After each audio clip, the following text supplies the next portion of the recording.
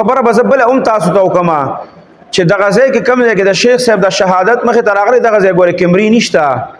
او څونه چې په لاره باندې راغلی دی نو په هغې کې هم ډېرو ځایونو کې داسې که چاته د کور نه وتی دی او هغه ځایونو کې لاره کې چاته یو ځای نیم کې کیمرې په سوشل میډیا باندې یو ویډیو چلیږي د سی سی ټي وي کیمرو یو سپین ګاډی دی پکې صرف رنګ یې د شیخ صاحب د ګاډي په شان دی او هغه راشي او یو ځای کې ودرېږي او دا کسان د ګاډي نه راکوز کړي او په ګاډي باندې فایرنګ شروع کړي نو دا په 2025 کې غالبا دا په پېښور کې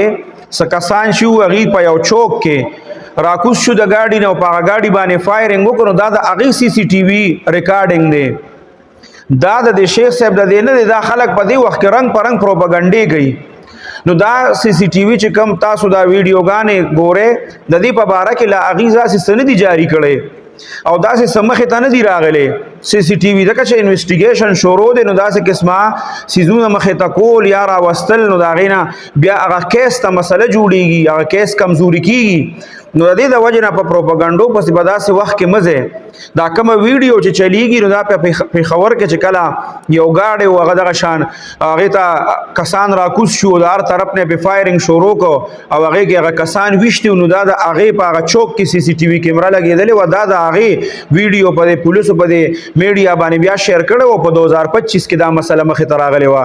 نو په دې سلسله کې ګورئ تاسو پروپاګنډو پسې مه چې تاسو به یاره چې دا دی به دا خو مخې ته راغله ویډیو اوس چې دی نو کار به ټیک شي او اوس به